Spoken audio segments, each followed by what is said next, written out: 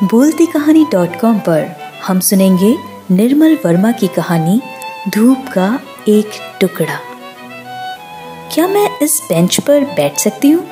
नहीं, आप उठिए नहीं, मेरे लिए ये कोना ही काफ़ी है। आप बुरा न माने तो एक बात कहूँ, जिस बेंच पर आप बैठे हैं वो मेरी है। जी हाँ, मैं यहाँ रोज़ बैठती हूँ। नहीं, आप गलत न समझें, इस बेंच पर मेरा कोई नाम नहीं लिखा है। भला म्यूनसिपैलिटी की बेंचों पर नाम कैसा? लोग आते हैं, घड़ी दो घड़ी बैठते हैं और फिर चले जाते हैं। किसी को याद भी नहीं रहता कि फला दिन फला आदमी यहाँ बैठा था। उसके जाने के बाद बेंच पहले की तरह ही खाली हो जाती है। जब कुछ देर बाद कोई नया आगंतुक आकर उस पर बैठता है तो उसे पता भी नहीं चलता कि उससे पहले वहां कोई स्कूल की बच्ची या अकेली बुढ़िया या नशे में धुत जिप्सी बैठा होगा। नहीं जी, नाम वहीं लिखे जाते हैं जहां आदमी टिक कर रहे। तभी घरों के नाम होते हैं या फिर कब्रों के। हालांकि कभी कभी मैं सोचती हूँ कि कब्रों पर नाम भी ना रहे तो भी खास अंतर नहीं पड़ता। कोई जीता जागता आदमी जानबूझकर दूसरे की कब्र में घुसना पसंद नहीं करेगा। आप उधर देख रहे हैं, घोड़ा गाड़ी की तरफ? नहीं, इसमें हैरानी की बात नहीं। शादी ब्याह के मौकों पर लोग अब भी घोड़ा गाड़ी इस्तेमाल करते हैं। मैं तो हर रोज देखती हूँ, इसलिए मैंने ये बेंच अपने लिए चुनी है। यहाँ बैठकर आंखें सीधी गिरजे पर जाती हैं। आपको अपनी गर्दन टेढ़ी नहीं करनी पड़ती। बहुत पुराना गिरजा है ये। आपके बारे में मुझे मालूम नहीं, लेकिन कुछ चीजों को देखने की उत्सुकता जीवन भर खत्म नहीं होती। अब देखिए, आप इस पेरेंबुलेटर के आगे बैठे थे। पहले इच्छा ये हुई कि झांक कर भीतर देखूं, जैसे आपका बच्चा औरों से अलग हो। अलग होता नहीं, इस उम्र में सारे बच्चे एक जैसे ही होते हैं, मुंह में चूसनी दबाए लेटे रहते हैं। फिर भी जब मैं किसी पेरेंबुलेटर के सामने से गुजरती हूँ तो एक बार भीतर झांकने की जबरदस्ती इच्छा हो ही जाती है। मुझे सोचकर काफी हैरानी होती है कि जो चीजें हमेशा एक जैसी रहती हैं, उनसे ऊबने के बजाय आदमी सबसे ज्यादा उन्हीं को देखना क्यों चाहता है।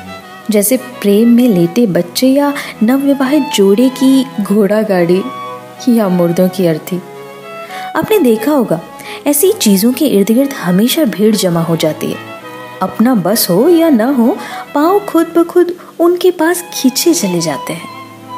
मुझे कभी कभी ये सोचकर बड़ा अचरज होता है कि जो चीजें हमें अपनी जिंदगी को पकड़ने में मदद देती हैं, वो चीजें हमारी पकड़ के बाहर हैं। हम ना उनके बारे में कुछ सोच सकते हैं, ना किसी दूसरे को बता सकते हैं। मैं आपसे पूछती हूँ, क्या आप अपनी जन्म की घड़ी के बारे में कुछ याद कर सकते हैं? या अपनी मौत के बारे में किसी को कुछ बता सकते हैं? या अपने विवाह के अनुभव को हूबहू अपने भीतर दोहरा सकते हैं? आप हंस रहे हैं। नहीं, मेरा मतलब कुछ और था। कौन ऐसा आदमी है जो अपने विवाह के अनुभव को याद नहीं कर सकता? मैंने सुना है कुछ ऐसे देश हैं जहां जब तक लोग नशे में धुत नहीं हो जाते तब तक विवाह करने का फैसला नहीं लेते, और बाद में उन्हें उसके बारे में कुछ याद नहीं रहता। नहीं जी, मेरा मतलब ऐसे अनुभव से नहीं था। मेरा मतलब था, क्या आप उस क्षण को याद कर सकते हैं जब आप एकाएक ये फैसला कर लेते हैं कि आप अलग न रहकर किसी दूसरे के साथ रहेंगे जिंदगी भर? मेरा मतलब है, क्या आप सही सही उस बिंदु पर उंगली रख सकते हैं जब आप अपने भीतर के अकेलेपन को थोड़ा सा सरका कर किसी दूसरे को वहां आने देते हैं? जी हाँ, उसी तरह जैसे कुछ देर पहले आपने थोड़ा सा सरक कर मुझे बेंच पर आने दिया था, और अब मैं आपसे ऐसे बातें कर रही हूँ मानो आपको बरसों से जानती हूँ। लीजिए, अब 2-4 सिपाही भी गिरजे के सामने खड़े हो गए। अगर इसी तरह भीड़ जमा होती गई तो आने जाने का रास्ता भी रुक जाएगा। आज तो खैर धूप निकली है, लेकिन सर्दी के दिनों में भी लोग ठिठुरते हुए खड़े रहते हैं। मैं तो बरसों से देखती आ रही हूँ। कभी कभी तो ये भ्रम होता है कि 15 साल पहले मेरे विवाह के मौके पर जो लोग जमा हुए थे वही लोग आज भी हैं। वही घोड़ा गाड़ी, वही इधर उधर घूमते हुए सिपाही, जैसे इस दौरान कुछ भी नहीं बदला है। जी हाँ, मेरा विवाह वो भी इसी गिरजे में हुआ था, लेकिन ये मुद्दत पहले की बात है। तब सड़क इतनी चौड़ी नहीं थी कि घोड़ा गाड़ी सीधे गिरजे के दरवाजे पर आकर ठहर सके। हमें उस गली के पिछवाड़े रोक देना पड़ता था और मैं अपने पिता के साथ पैदल चलकर यहाँ तक आई थी। सड़क के दोनों तरफ लोग खड़े थे और मेरा दिल धुक धुक कर रहा था कि कहीं सबके सामने मेरा पाँव न फिसल पड़े। पता नहीं वो लोग अब कहाँ होंगे जो उस रोज भीड़ में खड़े मुझे देख रहे थे। आप क्या सोचते हैं, अगर उनमें से कोई आज मुझे देखे तो क्या आप पहचान सकेगा कि बेंच पर बैठी ये अकेली औरत वही लड़की है जो सफ़ेद पोशाक में 15 साल पहले गिरजे की तरफ जा रही थी? सच बताइए, क्या पहचान सकेगा? आदमियों की तो बात मैं नहीं जानती, लेकिन मुझे लगता है कि वो घोड़ा मुझे ज़रूर पहचान लेगा जो उस दिन हमें खींच कर यहाँ तक लाया था। जब शाम को धूप मिटने लगती है तो मैं अपने कमरे में चली जाती हूँ, लेकिन जाने से पहले मैं कुछ देर उस पब में ज़रूर जाती हूँ जहाँ वो मेरी प्रतीक्षा करता था। जानते हैं उस पब का नाम? बोनापार्ट। जी हाँ, कहते हैं जब नेपोलियन पहली बार इस शहर में आया था तो उस पब में बैठा था, लेकिन उन दिनों मुझे इसका पता नहीं था। जब पहली बार उसने मुझसे कहा था कि हम बोनापार्ट के सामने मिलेंगे तो मैं सारी शाम शहर के दूसरे सिरे पर खड़ी थी जहाँ नेपोलियन घोड़े पर बैठा है। आपने कभी अपनी पहली डेट इस तरह गुजारी है कि आप सारी शाम पब के सामने खड़े रहें और आपकी मंगेतर पब्लिक स्टैचू के नीचे? बाद में जो उसका शौक था वो मेरी आदत बन गई। हम दोनों हर शाम कभी उस जगह जाते जहाँ मुझे मिलने से पहले वो बैठता था, या उस शहर के उन इलाकों में घूमने निकल जाते जहाँ मैंने बचपन गुजारा था। ये आपको कुछ अजीब नहीं लगता कि जब हम किसी व्यक्ति को बहुत चाहने लगते हैं तो न केवल वर्तमान में उसके साथ रहना चाहते हैं बल्कि उसके अतीत को भी निगलना चाहते हैं जब वो हमारे साथ नहीं था? हम इतने लालची और ईर्ष्यालु हो जाते हैं कि हमें ये सोचना भी असहनीय लगता है कि कभी ऐसा समय रहा होगा जब वो हमारे बगैर जीता था, प्यार करता था, सोता जागता था। फिर अगर कुछ साल उसी एक आदमी के साथ गुजार दे तो ये कहना भी असंभव हो जाता है कि कौन सी आदत आपकी अपनी है, कौन सी आपने दूसरे से चुराई है। जी हाँ, ताश के पत्तों की तरह वो इस तरह आप में घुल मिल जाती है कि आप किसी एक पत्ते को उठाकर नहीं कह सकते कि ये पत्ता मेरा है और वो पत्ता उसका।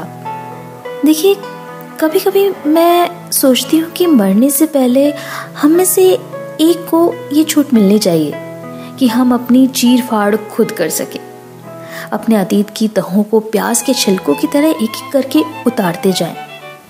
आपको हैरानी होगी कि सब लोग अपना अपना हिस्सा लेने आ पहुंचेंगे। माँ बाप, दोस्त, पति, सारे छिलके दूसरों के। आखिर की सूखी डंठल आपके हाथ में रह जाएगी जो किसी काम की नहीं, जिसे मृत्यु के बाद जला दिया जाता है या मिट्टी के नीचे दबा दिया जाता है। देखिए, अक्सर कहा जाता है कि हर आदमी अकेला मरता है। ये नहीं मानती मैं। वो उन सब लोगों के साथ मरता है जो उसके भीतर थे। वो उन सब लोगों के साथ मरता है जो उसके भीतर थे, जिनसे वो लड़ता था या प्रेम करता था। वो अपने भीतर पूरी एक दुनिया लेकर जाता है। इसलिए हमें दूसरों के मरने पर जो दुख होता है वो थोड़ा बहुत स्वार्थी किस्म का दुख है। क्योंकि हमें लगता है कि इसके साथ हमारा एक हिस्सा भी हमेशा के लिए खत्म हो गया है। अरे देखिए, वो जाग गया। ज़रा पैराबोलेटर हिलाइए, धीरे धीरे हिलाइएगा। मुंह में चूसनी इस तरह दबाकर लेटा है जैसे छोटा मोटा सिगार हो। देखिए कैसे ऊपर बादलों की तरफ टुकड़ टुकड़ ताक रहा है। जब मैं छोटी थी तब लकड़ी लेकर बादलों की तरफ इस तरह घुमाती थी जैसे वो मेरे इशारों पर ही आकाश में चल रहे हो। अक्सर लोग कहते हैं कि अपना दुख दूसरों के साथ बांटकर हम हल्के हो जाते हैं। मैं कभी हल्की नहीं होती। नहीं जी, लोग दुख नहीं बांटते, सिर्फ फैसला करते हैं कौन दोषी है और कौन निर्दोष। मुश्किल यह है कि जो एक व्यक्ति आपकी दुखती रग को सही सही पहचान सकता है, उसी से हम अलग हो जाते हैं। इसलिए मैं अपने मोहल्ले को छोड़कर शहर के इस इलाके में आ गई। यहाँ मुझे कोई नहीं जानता। यहाँ मुझे देखकर कोई ये नहीं कहता कि देखो, ये औरत अपने पति के साथ 8 वर्ष रही और फिर अलग हो गई। पहले जब कोई इस तरह की बात करता था तो मैं बीच सड़क पर खड़ी हो जाती थी। इच्छा होती थी लोगों को पकड़कर शुरू से आखिर तक सब कुछ बताऊं। कैसे हम पहली शाम अलग अलग एक दूसरे की प्रतीक्षा करते थे, वो पब के सामने, मैं मूर्ति के नीचे। कैसे उसने पहली बार मुझे पेड़ के तने से सटाकर चूमा था। कैसे मैंने पहली बार डरते डरते उसके बालों को छुआ था। जी हाँ, मुझे लगता था कि जब तक मैं उन्हें ये सच नहीं बता दूंगी तब तक उस रात के बारे में कुछ नहीं कह सकूंगी जब पहली बार मेरे भीतर खटका हुआ था। और बरसों बाद ये इच्छा हुई थी कि मैं दूसरे कमरे में भाग जाऊं जहां मेरे माँ बाप सोते थे, लेकिन वो कमरा खाली था। मैंने कहीं पढ़ा था कि बड़े होने का मतलब है कि अगर आप आधी रात को जाग जाएं और कितना भी क्यों ना चीखें चिल्लाएं, दूसरे कमरे से कोई नहीं आएगा, वो हमेशा खाली रहेगा। लेकिन उस रात के बाद मैं कितनी बड़ी हो गई हूँ। लेकिन एक बात मुझे अभी तक समझ नहीं आती। भूचाल या बमबारी की खबरें अखबारों में छपती है, दूसरे दिन सबको पता चल जाता है जहाँ बच्चों का स्कूल था वहाँ खंडर है, जहाँ खंडर थे वहाँ उड़ती धूल। लेकिन जब लोगों के साथ ऐसा होता है तो किसी को कोई खबर नहीं होती। उस रात के बाद दूसरे दिन मैं सारे शहर में अकेली घूमती रही और किसी ने मेरी तरफ भी नहीं देखा। लेकिन जब लोगों के साथ ऐसा होता है तो कोई खबर नहीं छपती। उस रात के बाद दूसरे दिन मैं सारे शहर में अकेली घूमती रही और किसी ने मेरी तरफ देखा भी नहीं। जब मैं पहली बार इस पार्क में आई थी, इसी बेंच पर बैठी थी जिस पर आप बैठे, और उस दिन मुझे बहुत आश्चर्य हुआ था कि मैं उसी गिरजे के सामने बैठी हूँ जहाँ मेरा विवाह हुआ था। तब सड़क इतनी चौड़ी नहीं थी कि हमारी घोड़ा गाड़ी सीधे गिरजे के सामने आ सके। हम दोनों पैदल चलकर आए थे। आप सुन रहे हैं ना, ऑर्गन पर संगीत। देखिए, उन्होंने दरवाजे खोल दिए हैं। संगीत की आवाज यहाँ तक आती है। इसे सुनते ही मुझे पता चल जाता है कि उन्होंने एक दूसरे को चूमा है। अंगूठियों की अदला बदली की है। बस अब थोड़ी सी देर है, वो अब बाहर आने वाले हैं। लोगों में अब इतना चैन कहाँ कि शांति से खड़े रहें। अगर आप जाकर देखना चाहते हैं तो निश्चिंत होकर चले जाएं। मैं तो यहीं बैठी हूँ, आपके बच्चे को देखती रहूंगी। क्या कहा आपने? शाम होने तक यहीं रहती हूँ? हाँ जी, फिर यहाँ सर्दी हो जाती है। दिन भर मैं ये देखती रहती हूँ कि धूप का टुकड़ा किसी बेंच पर है, तो बस उसी बेंच पर जाकर बैठ जाती हूँ। पार्क का कोई ऐसा कोना नहीं जहाँ मैं घड़ी आधा घड़ी नहीं बैठती, लेकिन ये बेंच मुझे सबसे अच्छी लगती है। एक तो इस पर पत्ते नहीं झड़ते और दूसरे अरे, आप कहाँ जा रहे हैं? बोलतीकहानी.com पर आपने सुनी कहानी धूप का एक टुकड़ा।